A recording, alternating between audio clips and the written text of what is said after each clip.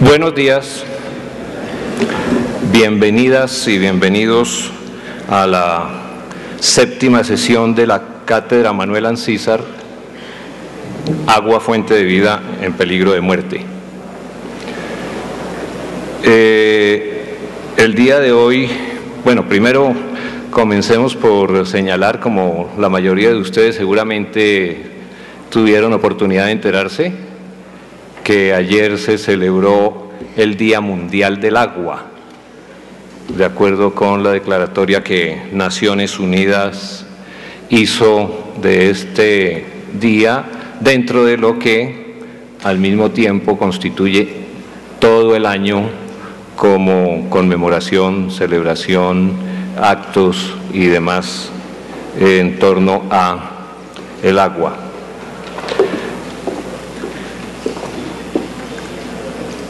En las promociones se encargaron de recordarnos que 773 millones de personas no tienen acceso al agua en la actualidad, que 2.500 millones de personas no tienen acceso a saneamiento básico y que es posible que para el año 2030, al ritmo que va creciendo la demanda en relación con la oferta de agua, la escasez posiblemente afecte a la mitad de la población del mundo. Todo esto entonces para resaltar la importancia del tema que estamos abordando durante este semestre en nuestra cátedra y la importancia también de trabajar mancomunadamente de consumo para proteger el preciado líquido. La sesión del día de hoy se titula Agua y Energía, y estos van a ser los temas que vamos a desarrollar a continuación. Nuevamente, bienvenidos, bienvenidas, y le doy la palabra al profesor Pedro Bejarano. Buenos días. El tema de hoy, agua y energía, es un tema de gran importancia, creo que todos lo podemos percibir y que nuestros conferencistas lo van a poner en evidencia. De hecho, es casi imposible en términos prácticos hablar de energía sin hablar de agua. El mayor porcentaje, la casi totalidad de la energía que se produce y se consume en el mundo tiene el agua como un elemento fundamental, un elemento básico. De hecho, si hablamos de nuestro país, pues las formas convencionales de energía se fundamentan en la que se produce en las termoeléctricas, la que se produce en las hidroeléctricas. En el segundo caso es evidente, en el primero el profesor Fabio Sierra nos explicará a todos con mucho detalle el papel que juega el agua en la producción de energía en las termoeléctricas. Iniciamos la sesión con la presentación del doctor Henry Josué Zapata Lesmes. Él es físico de la Universidad Nacional de Colombia, con una maestría en Dirección Estratégica en Tecnologías de la Información de la Universidad Politécnica de Cataluña y estudios de maestría en Física de la Universidad Nacional. Trabajó en la Subdirección de Energías Alternativas del Instituto de Asuntos Nucleares, instituto que fue reestructurado luego como Instituto de Ciencias Nucleares y Energías Alternativas. Actualmente se desempeña como profesional especializado del Grupo de Uso Racional y Eficiente de Energía, URE, y Fuentes No Convencionales de Energía, FNCE, de la Subdirección de Planeación Energética de la Unidad de Planeación Minero-Energética, UPME. Ha participado en la evaluación de carácter nacional de los recursos renovables de energía, en la identificación de algunas problemáticas y soluciones en la normalización técnica de algunos sistemas de energía solar y eólica, en la generación de un sistema básico de gestión de conocimiento y en la concepción y desarrollo de varios otros proyectos asociados con el sector. En los últimos años ha representado a Colombia en reuniones de proyectos y programas para el desarrollo de las energías renovables en Latinoamérica, Italia, Japón y Estados Unidos. De hecho, sin su autorización, les comento que él está hoy cumpliendo esta cita, habiendo regresado sobre la medianoche de Quito, en donde estaba en una de estas reuniones.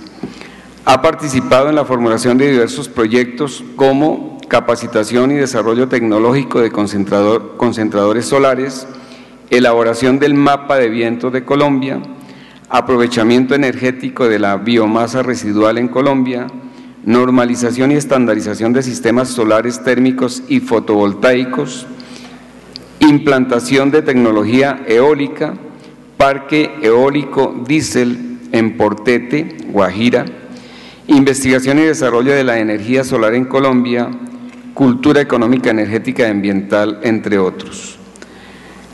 Como les anunció el profesor Álvaro Cerda, el doctor Zapata va a ofrecernos la conferencia Energía, Agua y Fuentes no convencionales de energía en Colombia. Doctor Zapata, con los agradecimientos de la coordinación académica, bienvenido.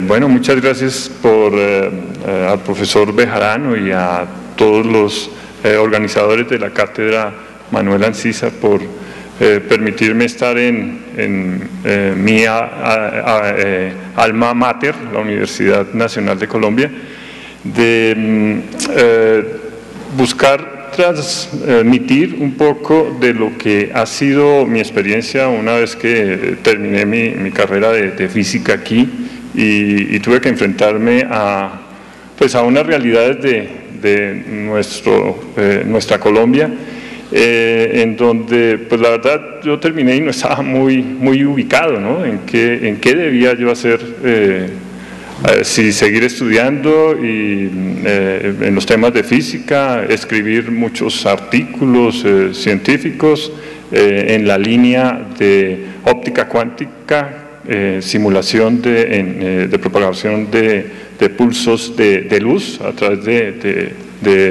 líneas de fibras ópticas, o bueno, buscar hacer algo más sencillo pero que igual tuviera impacto sobre nuestro país. Tuve la oportunidad de, como lo dijo el profesor Bejarano, tener un contacto con el Instituto de Ciencias Nucleares, el Instituto de Asuntos Nucleares inicialmente y luego reestructurado en Instituto de Ciencias Nucleares y Energías Alternativas para trabajar en el diseño de un condensador de amoníaco para un refrigerador de energía solar, que en principio se esperaría sacar un prototipo para llevarlo a las zonas costeras del Pacífico o del Caribe, para que las comunidades de esa zona pudieran conservar los productos, digamos, de la pesca o inclusive para centros de salud. Y bueno, dije, eso es interesante porque soluciona algo concreto, sencillo. Pues bueno, fue bastante complicado el tema. Logramos finalmente sacar un prototipo de un refrigerador térmico y finalmente cerraron el instituto cuando ya teníamos el prototipo y habíamos sacado como unos 3 kilos de hielo. Pues esas son realidades nuestras que uno dice, bueno, ¿y ahora qué hago? Yo ya dediqué un poco de tiempo de mi vida aquí y bueno, y ahora la cerraron. Y otra vez la pregunta, bueno, ¿y ahora qué voy a hacer? Inicialmente iba a ir como físico al Instituto de Metrología y bueno, alguien dijo, no, usted tiene experiencia en energías renovables, venga a la UPME, a la Unidad de Planeación Mineroenergética. Y llegué allá a trabajar en temas de energización rural para buscar soluciones en estas poblaciones. Bueno, ingresé allí y me dijeron, bueno, ¿cuáles son las soluciones que usted va a plantear para llevar energía a las diferentes zonas? En esa época hablaban de un nuevo concepto que era precisamente la energización rural, porque muchos de los programas que se habían hecho antes eran nada más llevar electricidad, solo energía eléctrica, pero sabemos que la sociedad requiere no solamente de electricidad, sino de energía para el transporte o energía térmica. Bien, ahí estuve trabajando un tiempo, después comenzaron a involucrarme en otros proyectos, de los cuales algunos los mencionó el profesor Bejarano, y sin embargo veo que ha pasado el tiempo, ya llevo 16 años, y yo miro a lado y lado, y del conocimiento de esa experiencia que he logrado tener, no veo a quién le vaya a dejar eso desde el punto de vista del Estado. Ustedes saben que en el Estado existe lo que se llama la carrera administrativa. Yo entré en carrera administrativa más o menos en el año 96 y yo digo, bueno, me pasa algo o simplemente me sale un mejor empleo, porque digo, bueno, ya llevo 16 años trabajando en el Estado tratando de aportar y devolver lo que me dio mi alma mater, porque yo estudié con préstamo beca y en los primeros semestres vine con los huequitos en los zapatos y tener esa proyección, o sea, uno viene a esta universidad que es una universidad pública que se ha construido con recursos de nuestros abuelos, nuestros bisabuelos, con el trabajo que ellos han hecho, con el sudor de ellos y pues a esa sociedad que nos da la oportunidad de estar acá, de tener unos profesores tan buenos, de pronto habrán algunos que no sean tan buenos, pero igual son buenos, de devolverle sobre todo a los colombianos que no pueden venir aquí a estudiar, porque hablaba con algunos jóvenes desde hace algún tiempo y les preguntaba, bueno, ¿y ustedes cuando terminen su carrera qué van a hacer? Y muchos decían, no, yo voy a seguir estudiando, me voy a ir a tal país o me voy a ir a tal otro país. Y otros decían, no, yo voy a hacer dinero porque con el dinero puedo conocer el mundo y puedo... Pero nuestro país todos sabemos que tiene muchos problemas que resolver y que definitivamente el Estado, la razón de ser de una nación es que los que más tenemos aportemos a los más débiles, porque una nación es tan fuerte como los más débiles. Y sabemos que vuelve y se repite la cosa, ¿no? O sea, violencia, no violencia, problemas de las cañerías que se inundan, problemas de desplazamientos, de droga, de que no hay trabajo, de que nuestros recursos naturales los sacamos y finalmente no les damos valor agregado, o que hay producción científica y se saca en muchas revistas indexadas y bueno, es bueno, pero ¿dónde estamos solucionando esos problemas que tenemos? Llevamos muchos años, muchas generaciones y ¿qué le estamos dejando a los niños del futuro? Sé que desde luego yo soy el resultado de lo que fueron mis padres, mis abuelos, heredé muchos errores igual que todos nosotros, ¿no? La cuestión es un poco como de actitud, ¿no? De actitud ante esa sociedad que en la cual somos privilegiados porque recibimos un nivel de educación y de pensamiento mucho más alto. Bien, eso son un poco como unas reflexiones iniciales. Ahora, respecto de cuando yo era niño en Facatativá, que queda aquí como a unos, no sé, 35 kilómetros, 40 kilómetros de Bogotá hacia el noroccidente, y donde quedan las piedras de Tunga, aunque muchos dicen que son las piedras de Tunja, pues yo crecí allí y cuando niño recuerdo que decían, ¿no?, que los colombianos eran personas muy educadas, de un nivel muy alto. Yo tendría 7 años.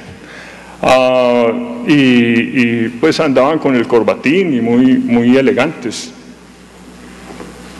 Y hoy en día miro, si quieres puedes devolver una para ver el salto del Tequendama.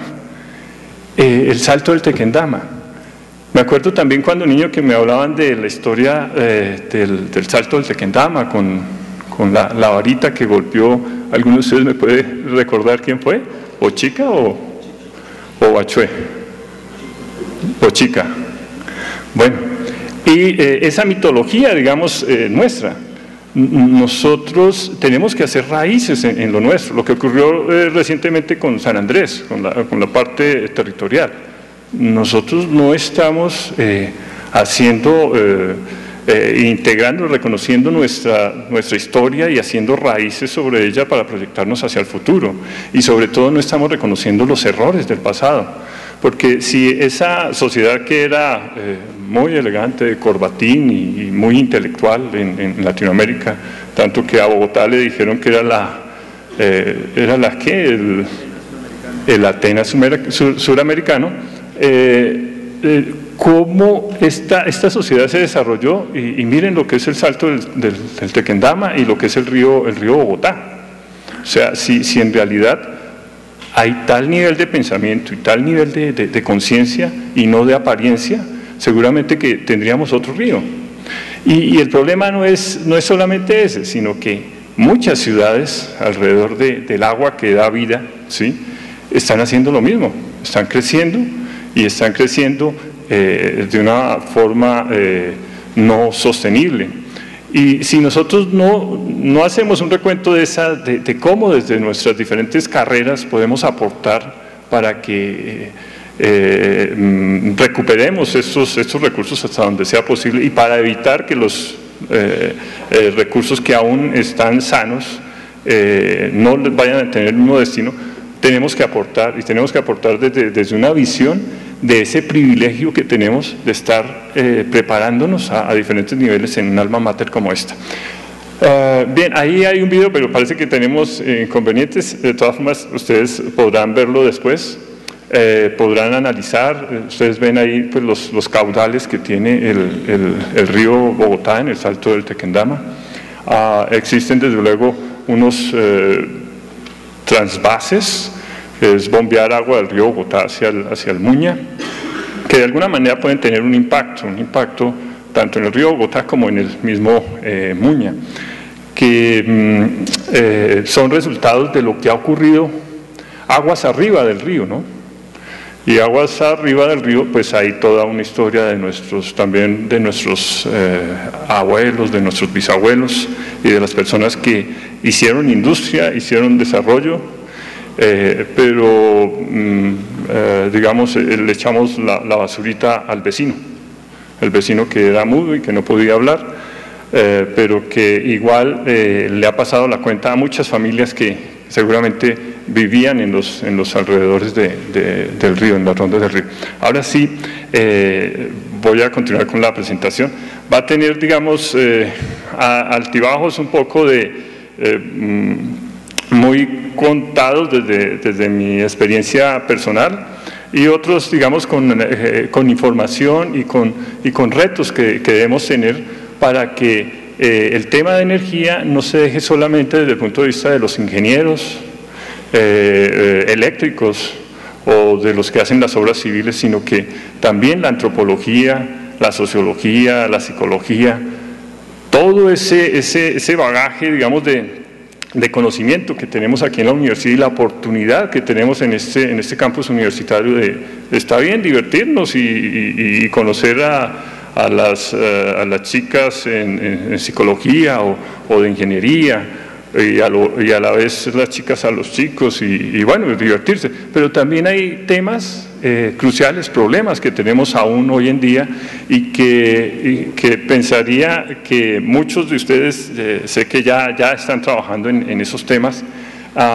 mucho más de lo que yo trabajé cuando estuve aquí en la universidad. Bien, es un poco para que veamos que la sociedad es algo sistémico. Y la energía, no sé, hace un momento estaba hablando con el doctor Bejarano, es como en el cuerpo humano, no sé, la grasa que tenemos, que cuando la necesitamos a través del sistema sanguíneo llega a los diferentes células y órganos del cuerpo y bueno, comenzamos a producir. Y esa grasa la vamos acumulando, o esos carbohidratos los vamos acumulando en la medida que comemos. Somos un sistema completo. Y nuestro organismo o nuestro país pues no puede funcionar sin energía, pero tampoco puede funcionar si no existen conceptos adecuados, si no existe la integración de muchos sistemas para que nosotros podamos nada más estar aquí hablando, o ustedes escuchándome, o ayudándome con mis baches, digamos, de conocimiento. Otro link a propósito del Día del Agua y de una caminata que hicieron en Viña del Mar, que es un video, pues uno dice, no, eso es muy bofo, es muy vacío, pero me pareció simpático en la medida en que llama la atención sobre ese evento, sobre el agua, y segundo, imagina no el hecho de que nosotros vamos e invadimos el medio natural de los osos, de los osos polares, porque eso es Chile, sino que por impactar tanto el medio de ellos, los osos son los que vienen a nuestro medio y entonces ahora duermen hasta con nosotros y nos prohíben cosas. Es simpático, pero llama la atención desde el punto de vista residencial al uso adecuado del agua, a no desperdiciar el agua. Pienso que un video así debiera ir a los grandes empresarios, a los grandes industriales, ¿sí? y a nosotros en la universidad, porque igual desperdiciar la oportunidad de conocimiento, también eso genera impactos. Entonces es para que nos gocemos la universidad, pero también no la gocemos con proyección, para que las siguientes generaciones, sobre todo de los más necesitados de nuestro país, se hagan fuertes. Y así nuestra nación se haga fuerte, se haga competitiva y sea un ejemplo. Bien, aquí, bueno, nosotros vemos Colombia. Colombia está en la zona de interconfluencia tropical. Vienen vientos, vienen también aguas, aires húmedos. Tenemos una cordillera que hace parte, digamos, del cinturón del fuego. Por estar en el Ecuador tenemos una gran cantidad de radiación solar, tenemos muchos volcanes, lo cual nos genera la posibilidad de... Bien, entonces con esas 300 estaciones y con algo que hoy en día sí hay y que en la época de 1978 no había, eran modelos de elevación digital tomados a partir de satélites. Entonces, con un modelo de píxeles de 90 metros por 90 metros, bueno, yo no sé, este auditorio tiene de lado, ¿cuánto? ¿90 metros por ahí, profesor Bejarano? Digámosle que unos 40. Dice que 40 metros, bueno, ¿quién da más? Bien, digamos, entonces serían 4 veces este auditorio, el píxel de resolución de ese mapa de 30 por 30. Y el país, Colombia, entonces estaba en eso, en tapetículos, en cuadritos de 90 metros, todo el territorio. Con errores, porque pues esta información satelital tiene asociados errores. Los mayores errores se encontraban en las zonas planas, y bueno, aún se encuentran. Y con eso nosotros, a través de ustedes deben manejar mucho más el tema de programación, se puede establecer de qué cuadrito a qué cuadrito va escurriendo el agua.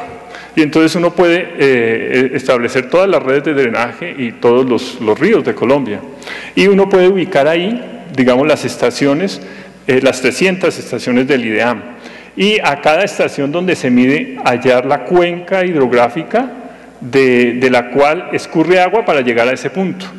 Y entonces eso se llevó y se hizo. Y a partir de eso, de esos 300 puntos, logramos establecer aquí 4.600 puntos, en donde tenemos mediciones de caudal y básicamente aquí están los rangos en términos de colores. Entonces, por ejemplo, donde ustedes ven amarillo, ¿sí? Estos son las potencialidades que en primera aproximación podríamos tener de energía bruta, de hidroenergía bruta.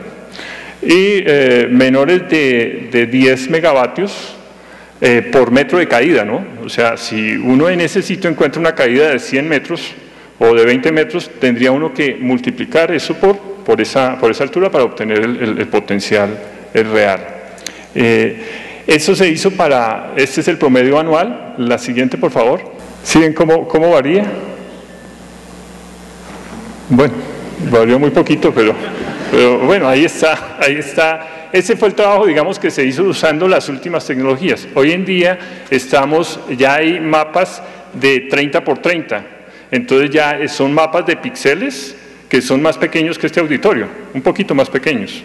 Y la precisión de las alturas, porque para la energía hidroeléctrica, ¿qué necesitamos? Caudal, necesitamos altura. Entonces ya con eso vamos a poder tener unos mapas mucho mejores para ver cuáles son las cuencas que tienen vocación energética y cómo de alguna manera hacer que haya una competencia adecuada de los diferentes agentes, que tanto esté el proyecto pequeño como el proyecto grande, o estén varios de proyectos grandes y diciendo, mire, yo voy a montar esta tecnología y con esta tecnología voy a poder extraer esta cantidad de energía. Eso como primera etapa desde lo energético. Ahora hay que ver el tema ambiental, cómo esas cuencas y esos impactos ambientales vistos ahí en una visión completa de nuestro territorio, cuál va a ser el menor o el costo-beneficio de hacer implementaciones o aprovechamientos hidroeléctricos en cada una de las zonas. Es facilitar información y medir. Pero recuerden que estas medidas pueden estar diagnosticando no muy bien, ¿no? Porque hay errores, pero pues es la mejor información con la que contamos. Entonces hay un reto para todos nosotros, para ver cómo corregimos eso, porque este es nuestro país. O sea, yo sé que en clase uno ve muchas teorías, ve muchas cosas, pero esta es nuestra Colombia, y esta Colombia, esos son los problemas que tenemos. Entonces, por eso yo agradezco pues, a la cátedra Manuel Ancísar y a ustedes que me han aguantado, y espero no estarlos arrullando, la oportunidad de contarles esto, ¿no? De que hay que medir, tenemos que apropiarnos de nuestro territorio. Si queremos que nuestro cuerpo funcione bien, lo tenemos que cuidar. La siguiente. Aquí en el caso eólico, este sí no alcancé a hacerlo mapa por mapa, pero este es un promedio anual de la densidad de potencia por metro cuadrado de área, a 50 metros de altura. Y ustedes ven la zona de La Guajira, es la zona más rica, ¿no? Y la costa atlántica y Amazonía y Orinoquía es donde menos sopla el viento. Bueno, en la región andina hay algunos sitios, y en la medida en que los costos de los aerogeneradores, de estos grandes molinos del Quijote, de La Mancha, mejoran sus tecnologías, bajan sus precios, van a ser competitivos. Ya en este momento en la región Guajira, donde está Jepirachi, exactamente ahí en Vallaportete, o cerca de Vallaportete, hay interés en montar ya no un parque eólico o parques eólicos de 19 megavatios, sino de 100, 300 megavatios, y entonces uno reflexiona, bueno, si en lo hidroeléctrico ocurrió eso, en donde el que primero se arrodilla, primero se confiesa y monta su proyecto, ¿sí? En lo eólico va a ser peor, porque en lo hidroenergético montar una gran central hidroeléctrica se demora 6 años, 7 años. En lo eólico, en 1 año se monta. Y entonces llenar la Guajira de aerogeneradores pequeñitos, enanos, que ocupan todo el territorio, eso va a generar impactos ambientales y va en un momento dado a poder desoptimizar el recurso.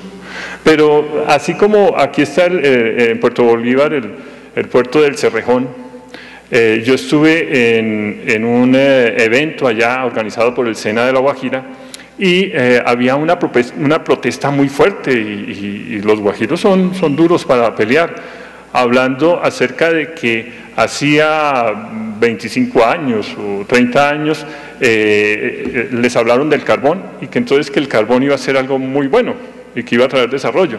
Y ellos decían, mire, ese cuentico nos lo echaron hace tanto tiempo y nosotros cargábamos bultos. Y hoy en día seguimos cargando bultos. O sea, ¿dónde está ese desarrollo que nos dijeron? Entonces hay mucha resistencia, digamos, de las comunidades, con toda la razón, en el tema del desarrollo de estos proyectos. Ahí es necesario trabajar conjuntamente, que la academia también ayude a establecer modelos sociales de desarrollo, en donde se integren el aprovechamiento de estos recursos naturales con el bienestar de las poblaciones y con un equilibrio ambiental adecuado. La siguiente. Este es en el caso de radiación solar, este sí lo tenía desde hace rato el videíto, y ahí se muestran ahí debemos ir en mayo, junio, julio, la distribución de la radiación, y otra vez la zona de la Guajira, la costa atlántica, la Orinoquía, ¿sí? Tienen buenos potenciales, lo mismo que la Amazonía. Donde mayo es donde menos sol tenemos, que es la costa pacífica. La siguiente, por favor. Bueno, en cuanto a biomasa. La biomasa, aquí tenemos unidades agroecológicas en donde, bueno, podría ser el cultivo de palma africana o el de caña de azúcar por las características del suelo, la pluviosidad y todos estos temas. La siguiente. Aquí de cascarilla de arroz, y este es un potencial bruto, ¿no? Inclusive de pronto el bruto soy yo por plantearlo acá, porque estas son zonas de reserva forestal. Aquí no se han quitado las zonas protegidas, ¿no? Entonces, por eso hago la salvedad acá. La siguiente. La geotermia, los volcanes que decíamos. La siguiente. Aquí este es un mapa que se hizo con los huecos a 3 kilómetros de profundidad del petróleo.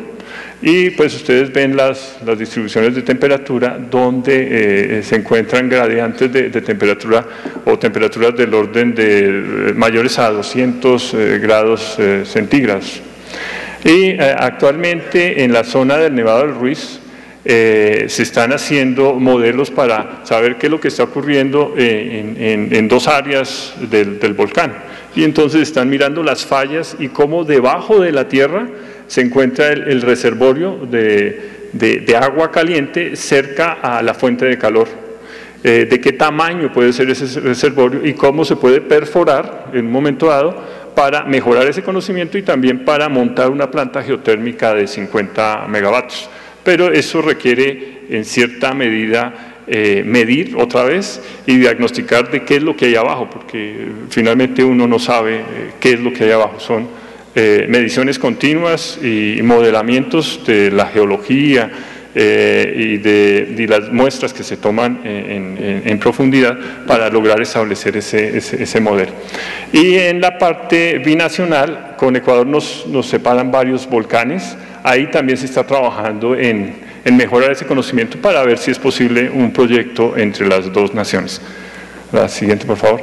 En cuanto a energía de los océanos, diferencias térmicas, un teniente de la naval, ya hace como 10 años, hizo un trabajo de tesis y encontró que en San Andrés, aquí, con la tecnología de esa época, era posible aprovechar esa diferencia térmica, la superficie del agua caliente y en la profundidad el agua fría, dado que en la naval hacen cruceros y ellos van midiendo las corrientes marinas, van midiendo temperaturas a diferentes alturas.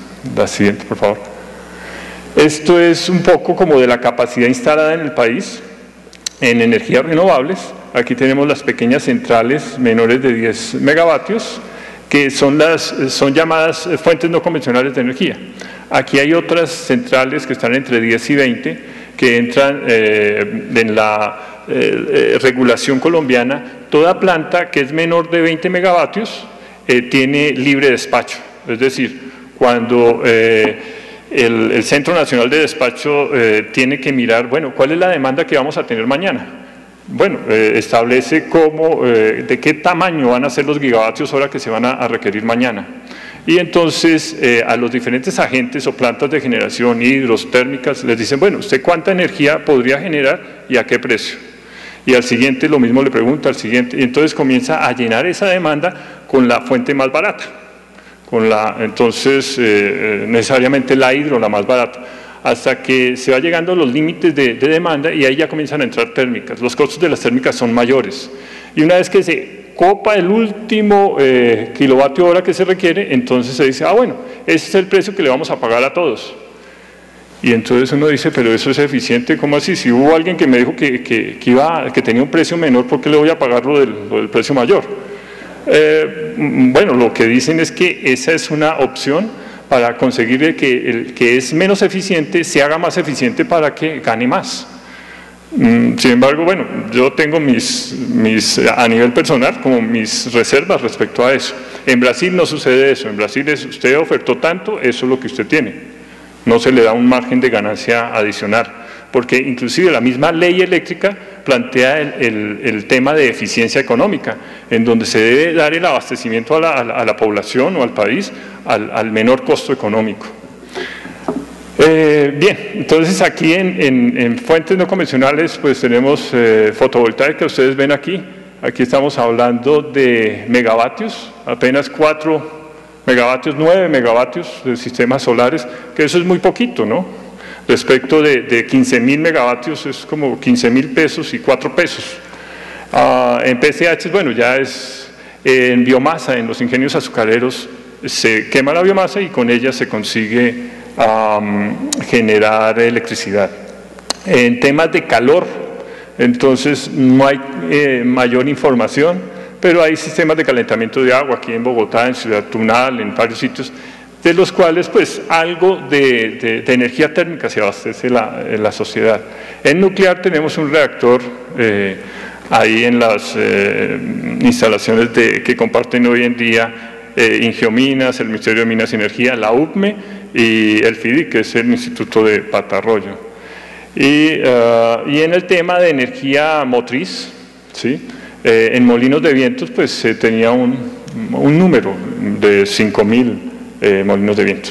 Aquí en este sitio web ustedes encuentran información sobre estos mapas que les he mostrado, sobre los atlas, sobre las mediciones que hicieron, cómo se modeló ese recurso, encuentran quiénes estuvieron trabajando en esos trabajos, las instituciones que participaron.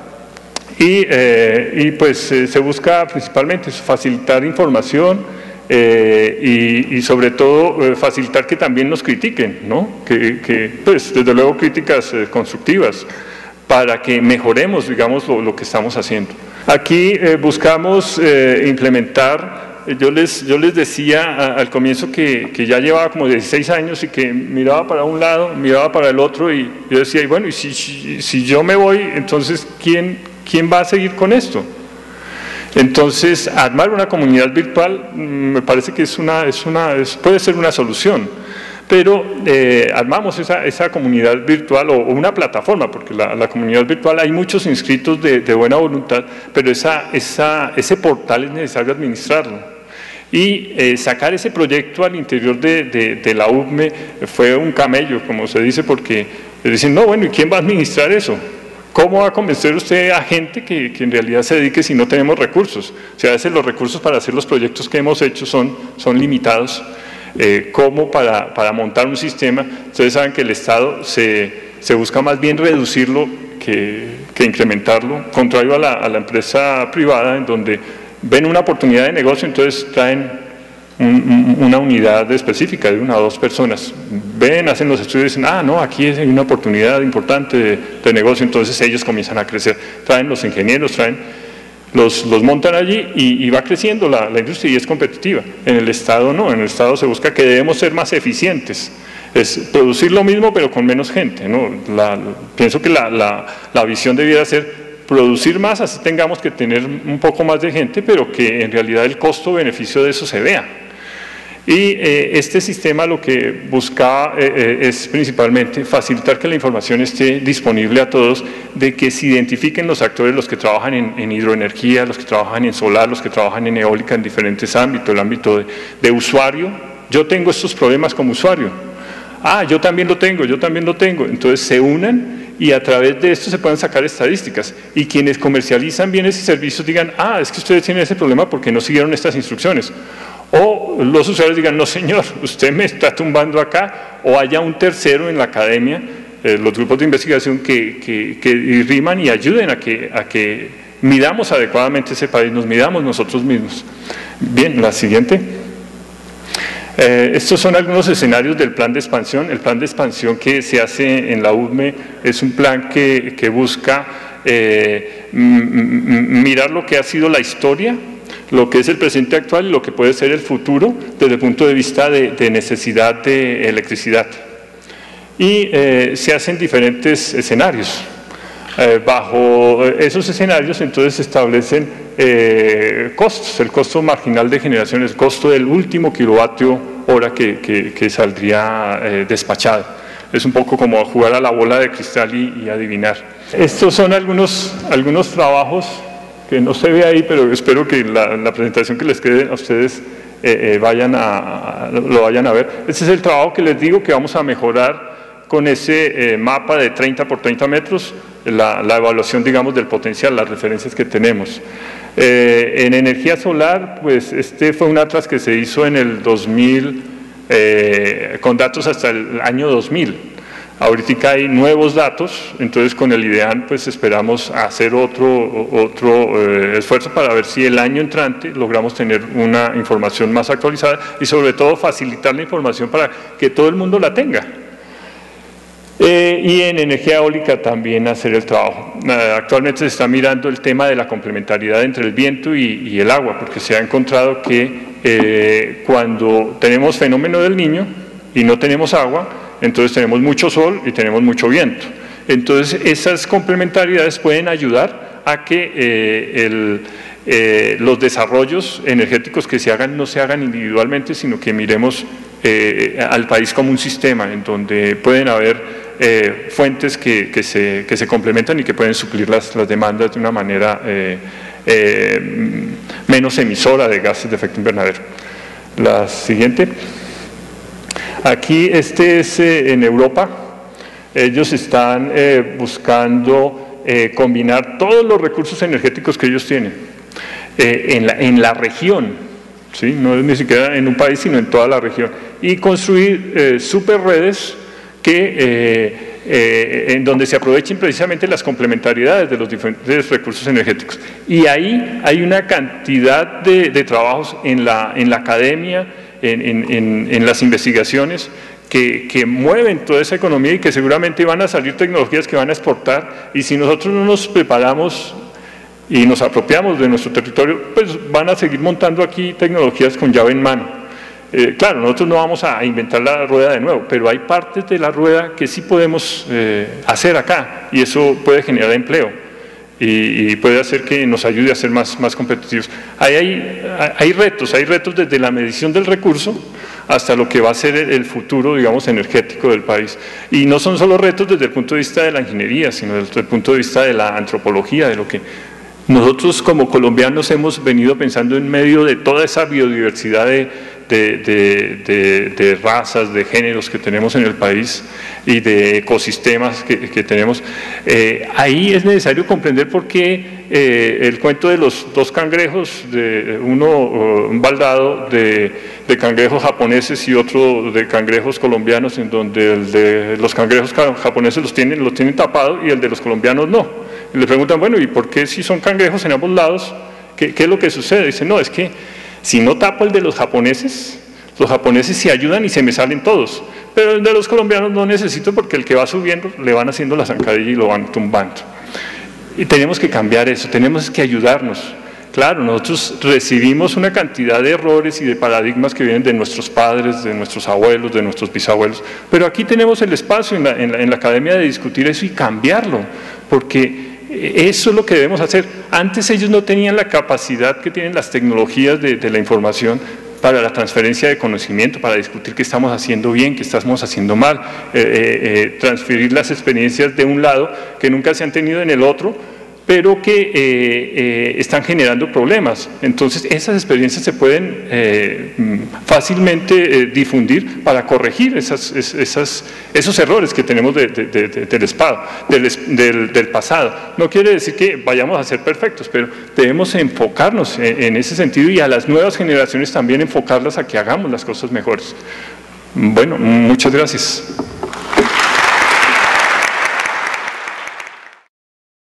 Un agradecimiento al doctor Zapata por una conferencia bastante completa, con mucha información. ¿Qué pasa si se viene un verano? ¿Qué pasa las épocas del fenómeno del Niño? O vamos a tener estas tres líneas, la de combustible, la de agua y la de generación como tal. En las tres vamos a usar agua. Cuando yo mostré el ciclo simple, uno diría, bueno, pues usted necesita el agua simplemente para generar la energía, o lo vuelve vapor, luego lo condensa, lo vuelve agua, lo mete a la caldera y hace ese ciclo perpetuamente y no vamos a contaminar nada. Pues no es así, porque es que en la parte del combustible, para su tratamiento yo también necesito agua, y un agua que puede contaminar la tierra igual. Entonces lo que es el lavado de los carbones, de por sí hay que estarlo, cuando yo uso en termosipa o termopaipa, mis carbones no pueden estar muy secos porque desprenden gases y eso se puede incendiar. Entonces me toca estar humedeciéndolos, pero esa agua que sale en últimas o se mete a la tierra o llega a una fuente hídrica, llega al río y eso me va a contaminar allí, ¿cierto? Ustedes ven que hay formas curiosas de contaminación, ¿no? Ahorita con las exportaciones de carbón que estamos viendo, es muy difícil manejar el carbón sin que uno genere residuos que vayan a terminar contaminando el agua, ¿cierto? Por su tratamiento como tal. Ok. Y en generación, en todos estos procesos vamos a usar agua. Ok. Un poquito mirando el diagrama anterior, uno para qué usa el agua. Entonces lo usamos como agua de refrigeración, que es un agua cruda que circula por el circuito de condensador y torres de enfriamiento, para poder retirar el calor, como ya les menciono. El agua de reposición, ¿qué es el agua de reposición? Esa plantica que veíamos de termoeléctrica, pues uno diría, oiga, pues si siempre está allí, ¿por qué hay que meterle agua? Porque siempre debemos retirar una pequeña cantidad de agua que nos va a acumular minerales dentro de las calderas. Entonces nos toca estar metiéndole agua permanentemente al sistema. Es menor, por supuesto, que el agua de refrigeración, pero hay que meterle agua. El agua desmineralizada, que es el agua que utilizamos como tal en el proceso de la generación, y las aguas de servicio. Una planta pues necesita lavados, necesita, por ejemplo, para mover yo residuos de unas calderas de carbón, cosas que llamamos escorias. ¿Qué es una escoria? Es cuando yo tengo un carbón, el carbón no solo tiene como elementos constitutivos el carbono, sino que tiene una cosa que se llama cenizas. Esas cenizas son las mismas que proceden de la tierra, porque recordemos todos que el carbón solo es biomasa, que se descompuso a lo largo de millones de años, entre 2 y 200 millones de años, pero como tal procedía de los árboles, de las plantas. Por lo tanto, los minerales que tienen las plantas quedaron allí metidos en el carbón. Eso es lo que al final, cuando yo quemo el carbón, me queda una ceniza. Y para poder mover yo las cenizas, pues hay un esquema que es moverlos con agua. Entonces, con chorros de agua yo muevo esa cosa para poder desplazarlos hasta su punto de acumulación, porque son grandes cantidades. Imagínense un sistema que quemara 100 toneladas de carbón por hora y tuviese 10% de ceniza. Son 10 toneladas de ceniza que me están saliendo cada hora.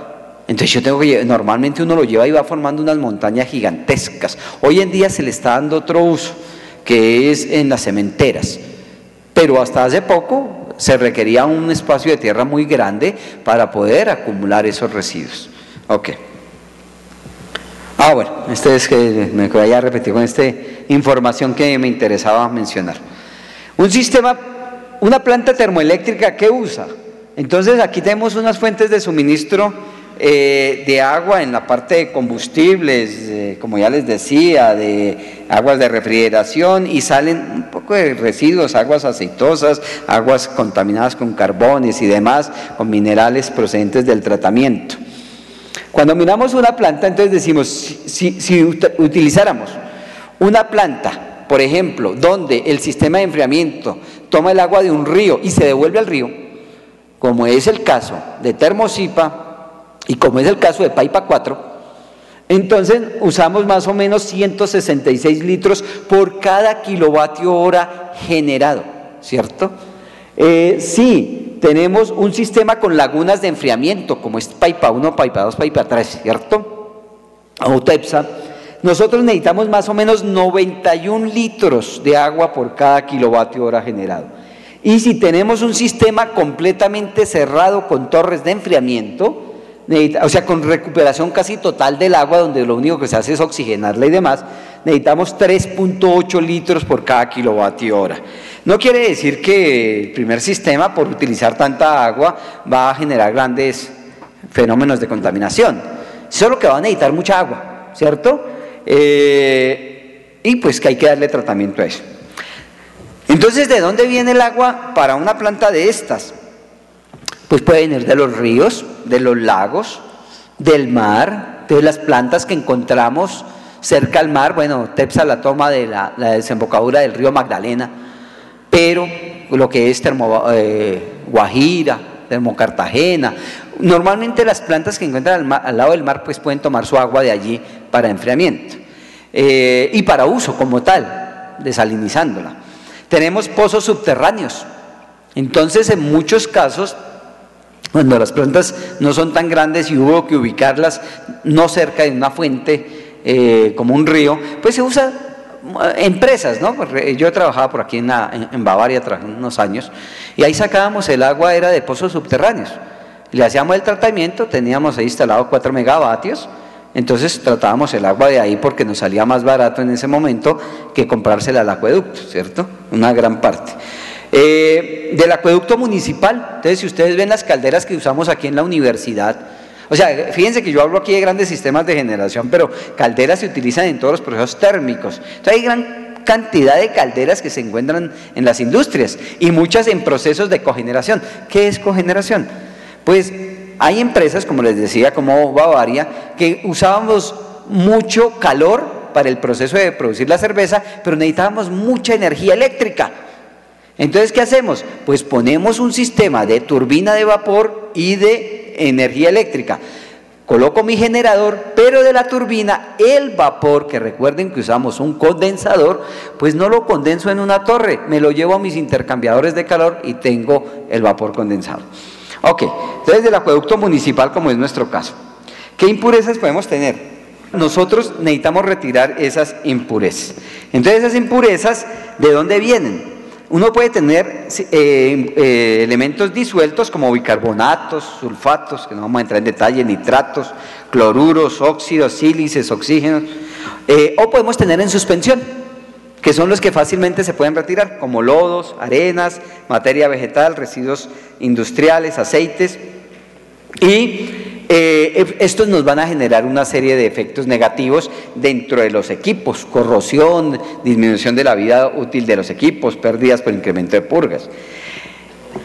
Para yo determinar cuánto debo retirar o cómo debo hacer un tratamiento, entonces determino algo que llamamos la dureza del agua, ¿sí? Que es el efecto que podría generar en el mismo sistema el carbonato de calcio. Entonces, según el tamaño de las calderas y de los sistemas, si yo tengo calderas como la de la universidad, yo puedo mantener 3.500 partes por millón contenidas dentro de la caldera, y si son muy grandes, por ejemplo las típico Colombia, podría llegarse a tener hasta 1.500 acumulado, aunque se maneja menos. Para eso, por supuesto, el agua viene con menos dureza, ¿no? El agua de Bogotá tiene 30 partes por millón. La cosa es que cuando se evapora el residuo va quedando ahí, entonces eso es lo que yo miro, cuál es el máximo acumulado que tiene. Y según esa dureza que yo medí, pues le hago tratamientos, como de sedimentación, es dejar el agua ahí, que se decante y saco esos lodos. Coagulación, cuando no se deja hacer eso, simplemente porque tiene partículas muy pequeñas, le echo unos elementos coagulantes. Ellos forman partículas más grandes que luego van a ser decantadas. Lo puedo hacer natural o, como normalmente se hace, acelerado con unos sistemas de agitadores. Tenemos sistemas de filtración, que son sistemas donde yo con unos lechos de arena paso el agua y por el tamaño de la partícula él va reteniendo esos lodos que no se decantaron y que puedo ir separando en la arena. Tenemos filtración por tierras diatomáceas, que es donde yo tengo unos equipos especiales donde con unas bombas meto el agua a presión y retengo las partículas. Cuando ya no se dejan decantar de esa manera, hago reacciones químicas. Eso se llama ablandamiento en frío cuando la temperatura es fría. Entonces, de acuerdo al químico que yo encuentre al elemento, le agrego otros químicos para que reaccionen y los convierta en elementos más pesados que luego se dejen filtrar fácilmente. Entonces, para eso utilizamos unas cosas que se llaman zeolitas, entre otros, para hacer ese tipo de ablandamiento. Hay sistemas donde mezclamos, por ejemplo, bueno, esto ya es más química y por eso no quiero hablar mucho de eso, cal con zeolitas, ¿cierto?, para facilitar el proceso. Hay algunos que ni siquiera en frío se dejan retirar, entonces que se separan ya dentro del equipo. Entonces ya eso lo llamamos un ablandamiento en caliente, donde yo agrego un químico dentro de la caldera para que se den las reacciones y poder separar, que me formen las partículas más grandes. Una vez que las partículas están más grandes dentro de la caldera, yo dejo una válvula abierta en la parte inferior para que me vaya retirando una cantidad y ahí se va retirando lo que se va, los lodos que se van formando dentro de la caldera.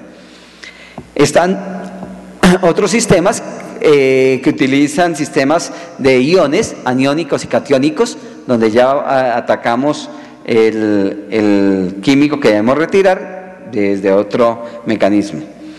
Está la evaporación para los sistemas, por ejemplo, donde yo tengo aguas marinas, entonces se evapora el sistema y yo condenso de nuevo el agua y dejo la sal retirada en otro punto. La desaideación, el agua normalmente tiene unos gases, oxígeno, dióxido, entonces hay procesos con vapor en contracorriente para retirarlos. Y cuando yo tengo calderas muy pequeñas y no tengo para pagar en torres, entonces hay unos químicos que le venden a uno ahí en bolsitas de 20.000 pesos, donde uno puede hacer un tratamiento, simplemente echar el químico, dejar que reaccione unos 3 días con la caldera caliente, y luego se retira todo el agua y vamos a retirar de esa manera los elementos que estén dañando como tal la caldera. Y entonces aquí hablamos de algo que llamamos contaminación termal, ya para finalizar esta parte. Entonces la contaminación termal es la parte, voy a saltarme esta parte, está por aquí, bueno, no valía la pena tanto, es cuando yo cojo el agua y se va a una temperatura superior a la permitida a los ríos, lagos y demás. Esto está establecido según el decreto 3930 del 2010 del Ministerio de Vivienda y Desarrollo Territorial. Entonces, nosotros, como les digo, podemos tener residuos que provienen del lavado de escorias, limpieza de tuberías, sulfatos de calcio que se tienen entre los mismos materiales, o de otros procesos, como los que les mencionaba, procedentes de la limpieza, los lodos generados en los procesos de tratamiento de aguas residuales o las resinas agotadas. O sea, cuando yo tengo estas plantas de tratamiento de agua, pues hay que estar regenerando, entonces hay que echarle agua con otros químicos y eso es un agua que hay que tratar. Y bueno, aunque no se ve aquí, luego en la presentación puedan verlo, hay unas cosas que la norma nos dice que hay que identificar: el pH, porque no podemos tener un elemento muy ácido agregado al ambiente, la temperatura, entonces ya veremos, la temperatura se establece, para el caso Colombia, que esté por alrededor de 15 grados no superior a 15 grados frente al agua que se tiene. Y una serie de químicos, ¿no? Está la parte del zinc, el plomo, entonces hay limitaciones básicamente de componentes químicos en el agua que retorna.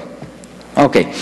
Para determinar esto, pues la norma nos dice, bueno, hay que identificar cuál es el punto de control, según el decreto 3930 del 2010, cuál es el punto de descarga y en últimas, ¿y qué es eso del valor máximo permisible? Realmente eso no está contemplado claramente en la normatividad colombiana, porque depende de alguna serie de cosas, ¿sí? Pero de acuerdo, lo general dice es que de acuerdo con la actividad industrial del vertimiento, la autoridad ambiental fija los BLMP teniendo en cuenta fuentes de información entre las cuales la más idónea debería ser las mejores técnicas que se encuentran disponibles para la región.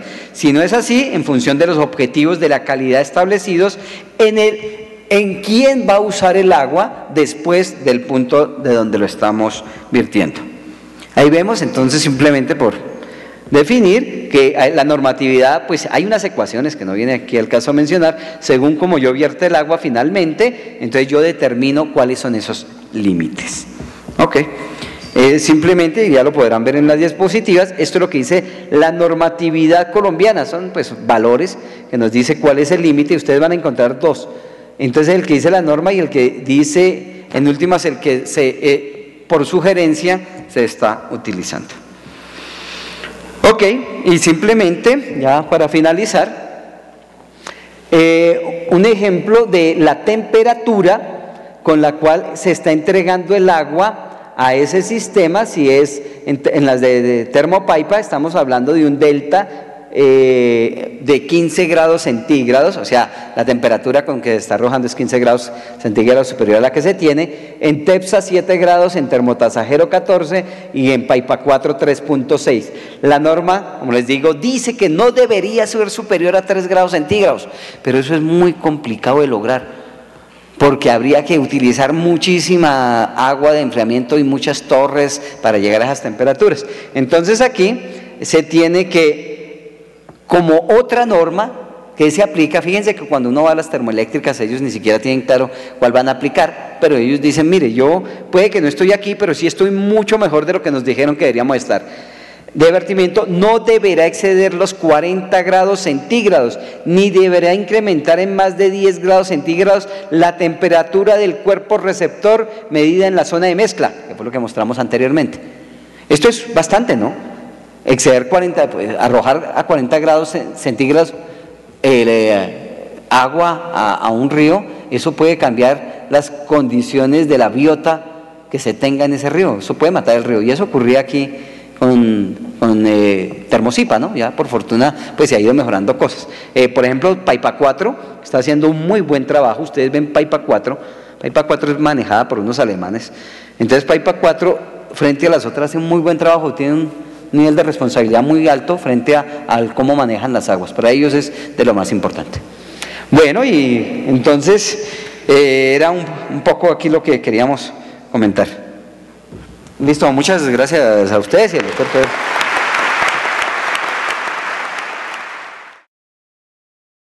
Bien, hay una pregunta de Ramón, que plantea cuáles son los problemas ambientales que genera una central hidroeléctrica, por qué se fomentan desde el gobierno, hay otras maneras de generar energía eléctrica. Bueno, los problemas ambientales en muchas centrales tienen que ver en algunos casos porque se inundan grandes extensiones de tierra para embalsar el agua y conseguir una mejor regulación, que cuando tenemos el fenómeno del Niño, entonces tengamos agua acumulada y entonces no vayamos a tener efectos como el racionamiento que hubo en el apagón en los años 92-93, que generó falta de energía. Muchas industrias pues tenían sus plantas de personal. Estas personas no podían producir, sin embargo era una carga para la industria porque tenían que mensualmente estarle pagando a todo el personal, pero no se estaba produciendo. Entonces eso genera problemas económicos, problemas de trabajo. Viéndolo sistémicamente, entonces en algunos casos hay que hacer estos embalses. La cuestión es que, sí, claro, si se inundan extensiones de tierra, se genera para la materia vegetal que queda debajo, eutroficación, que es que se pudre y produce metano, producen malos olores. El metano es un gas de efecto invernadero, altera a todos los ecosistemas, no solamente los naturales, sino también humanos que hay en la zona, y eso tiene un impacto ambiental. En algunos casos es posible, de acuerdo a las condiciones del entorno, que esos impactos sean adecuadamente manejados y sea, digamos, el costo-beneficio, el beneficio sea mayor que, digamos, que el costo. Y desde luego hay muchas maneras, ya lo veíamos, de generar energía eléctrica, como lo planteaba el profesor Sierra, a partir del carbón, a partir del gas, pero me imagino que está orientado más desde el punto de vista de las energías renovables. El sol, existe la tecnología solar fotovoltaica, la solar térmica, que la fotovoltaica convierte directamente la radiación solar en electricidad. La solar térmica concentra el calor del sol para obtener las temperaturas de las plantas térmicas que mencionaba el profesor Sierra, y generar un ciclo, digamos, de agua-vapor que inyectado a gran presión mueve una turbina o una rueda, como decía el doctor Sierra, un generador eléctrico, y se genera la energía. Había una pregunta respecto del generador eléctrico de Alejandro, en donde planteaba que un generador hidroeléctrico tiene una eficiencia del 30%.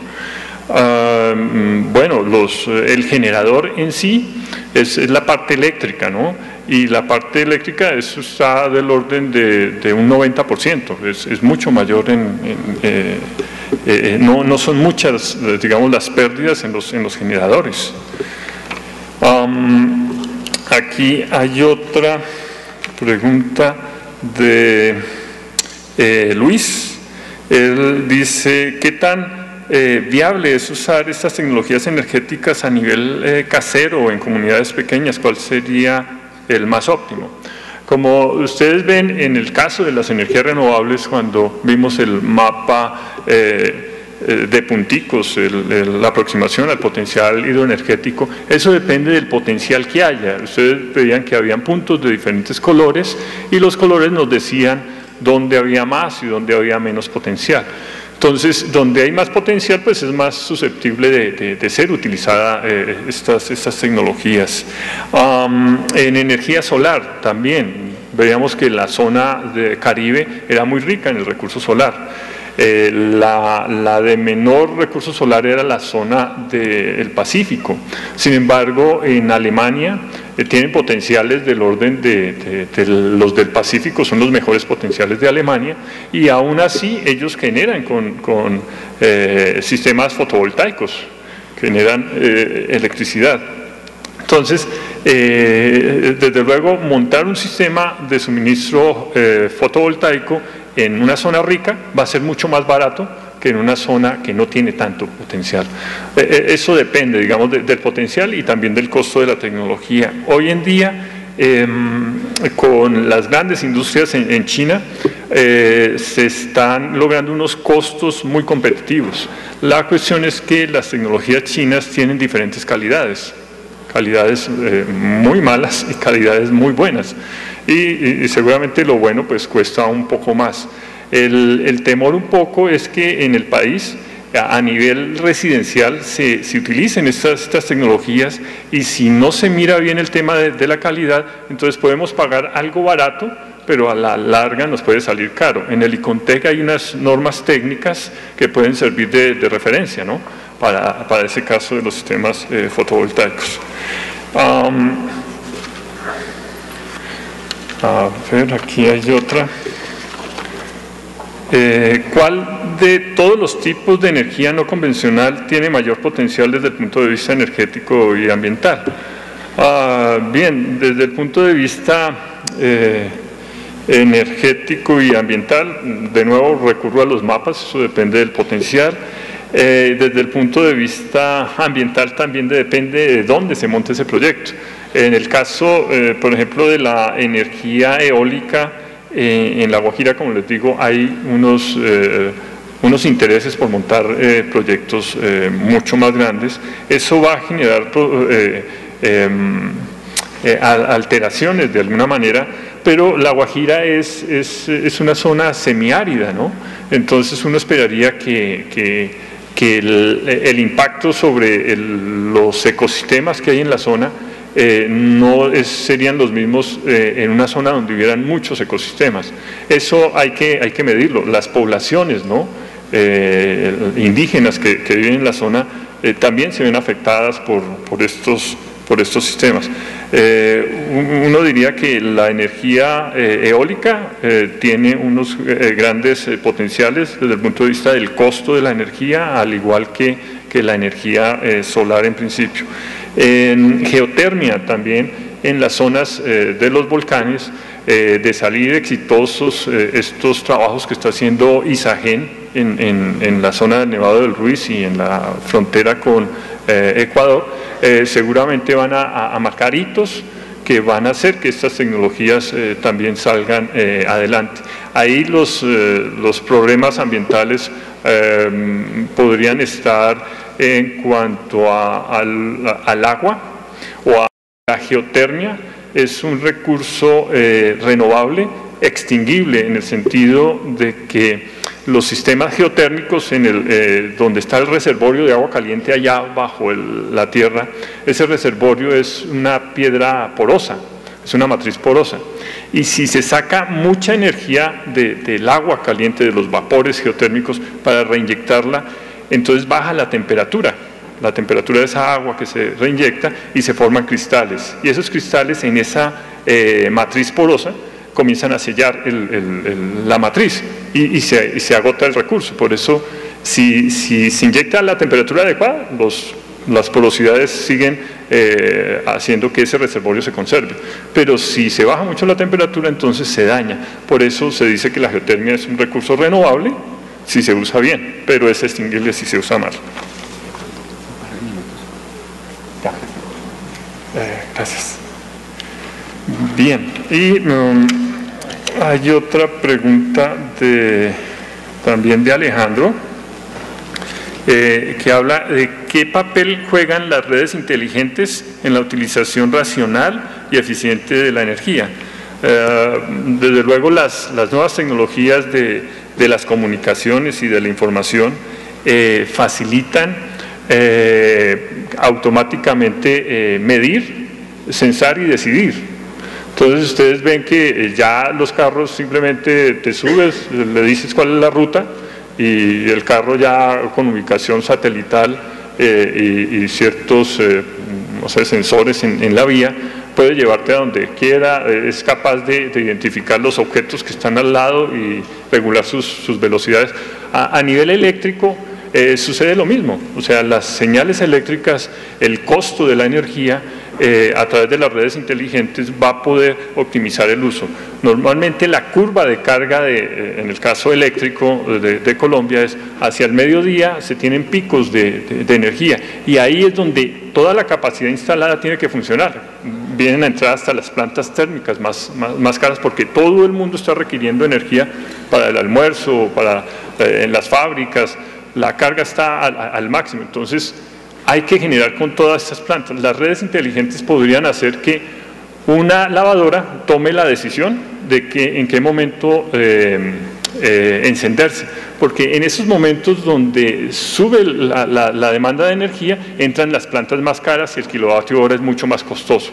Entonces con esa señal seguramente que en la madrugada sería donde la lavadora tomaría la decisión, mirando a través de las comunicaciones cuál es el precio de la energía a una hora determinada.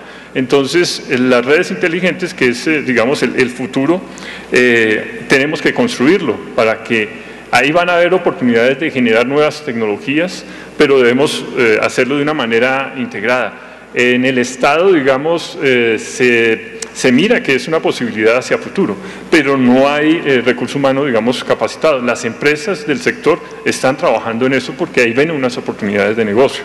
Y desde lo privado, pues la visión es de corto plazo, o sea, lograr, o de mediano plazo, lograr sacar los mayores réditos de las posibilidades de mercado versus las ganancias que tiene. Y el Estado debe buscar que la sociedad sea más competitiva en su conjunto. Y una última de LSG, dice, ¿considerar hidroelectricidad como una energía limpia? ¿Por qué sí o por qué no? Bueno, creo que estuvo contestada en la primera pregunta. Espero que, bueno, se hayan descubierto todas las preguntas. Muchas gracias. Frente aquí a las preguntas que han llegado, muy a grosso modo voy a hacer como un cierre aquí, una idea respondiendo algunas de ellas. Hablan sobre el por qué se utilizan estas plantas, si se pudiese utilizar otros fluidos, por ejemplo, que no fuese el agua, y los costos y la parte de venta de energía, lo que es empresas privadas, públicas, hacia el exterior, conexiones con Venezuela, Ecuador y demás. Reemplazar el agua no es sencillo, el aire y el agua son los fluidos más baratos. Por eso en las termoeléctricas, que un gran insumo por supuesto es el aire, vamos a trabajar con aire. Podría ser más eficiente un ciclo si utiliza oxígeno puro, pero tendría que invertir en empresas para poder obtener ese oxígeno y eso implicaría mayores costos. El agua, hay pequeños sistemas que funcionan con aceites térmicos, utilizando centrales solares, por ejemplo, pero eso hace que la tecnología fuese más costosa. Obviamente, para hablar de grandes hidroeléctricas no tiene sentido hablar de otro fluido, puesto que lo que tenemos embalsamado es agua y lo que llueve es agua. Entonces eso es lo que podemos acumular fácilmente. A las cantidades de energía que estamos hablando, necesitamos de ese fluido. En cuanto a costos, para que tengan una idea del por qué usamos esto. Si yo hablo de una planta de generación de gas, bueno, en Termobarranquilla tenemos ciclo combinado, en Termocoa tenemos gas, Termoguananday tenemos ciclo de gas, que no lo expliqué aquí, pero no viene el sentido. Ese es un sistema que no usa agua, usa solo aire y combustible, no usa agua. Esa planta, hoy en día se implementan desde $350 kilovatio instalado, con una vida útil de 15 años, consumen combustible. Luego vemos una hidroeléctrica, más o menos está sobre los $1.100 kilovatio instalado, vida útil 50 años como mínimo, porque luego vamos a poderle hacer unos mantenimientos. Una hidroeléctrica con toda seguridad las vamos a hacer durar 200 o 300 años, pero no consume combustible. Una de carbón, de acuerdo a la tecnología, está entre $1.100 y $1.300 kilovatio instalado, pero consume carbón permanentemente y mayores costos de mantenimiento y operación. Una planta solar fotovoltaica, por ejemplo, si es para un sistema como estos, estamos hablando de $8.000 kilovatio instalado. Las renovables son costosas. Un sistema eólico, de acuerdo al tamaño, estamos hablando entre $1.500 y $3.000 kilovatio instalado. Un sistema que utiliza biomasa puede estar entre $3.000 y $7.000 kilovatio. Entonces, como ustedes pueden ver, puedo seguir hablando aquí de todas las renovables, en general son más costosas que estas. Y por ello vamos a seguir usando el agua más barato, no usamos combustibles durante no solo 50 años, 300 años sin usar combustible. Luego, hoy se están implementando muchos de gas porque en Colombia tenemos mucho gas que no va a durar mucho, pero mientras esté ahí se va a usar. Y carbón tenemos para mayor tiempo. Frente al sistema privado público, hoy en día estamos como en mitad y mitad, sin embargo el sistema colombiano permite que cualquiera de los dos implemente empresas. O sea, empresas de por sí, lo que hay empresas públicas de Medellín, que eso es público, ha venido adquiriendo plantas de generación. Y junto con esquemas, por ejemplo, con ISA y demás, entramos en un esquema de comercialización internacional. ¿Para qué uno hace eso? Pues porque la energía es otro producto. Como vender petróleo, como vender carbón, como exportar café, como exportar carne. eso es un producto y en la medida que se pueda y que nosotros podamos producirlo más barato que los vecinos, esencialmente por la parte de agua, entonces vamos a entrar dentro de el negocio que vamos a tener. Frente al manejo de residuos, ya para concluir, sí, los residuos hay que darles un tratamiento a los lodos, por ejemplo, contra procesos de biodigestión. Esos lodos, como les digo, de una u otra forma proceden de material orgánico, vegetal y demás, y se pueden utilizar luego como abono orgánico y en algunos casos se hace así. Otros, de acuerdo a la composición química que tenga, se hace necesario incinerarlo a altas temperaturas para que no queden elementos contaminantes. Pero los procedimientos, que por supuesto por cuestión de tiempo aquí no lo hicimos y lo van a encontrar dentro de la reglamentación y dentro de manuales de buenas prácticas, hay procedimientos para el buen uso de los residuos. Uno de los que más nos ha preocupado a lo largo de todo el tiempo son los residuos de las escorias de carbones. Yo les decía, eso es ceniza, claro, eso lo podríamos utilizar para las plantas. El problema es que siempre queda algo de carbón, o sea que ya no podemos usarlo. Y por eso es que se utilizan, por ejemplo, para rellenos, para hacer carreteras, se utilizan para, como les digo, como insumo para las cementeras. Entonces son esquemas que se vienen utilizando. Creo que muy a grosso modo y teniendo en cuenta el tiempo del que disponemos, eso era muy a grosso modo el resumen de las preguntas que ustedes han hecho. Bueno, muchas gracias.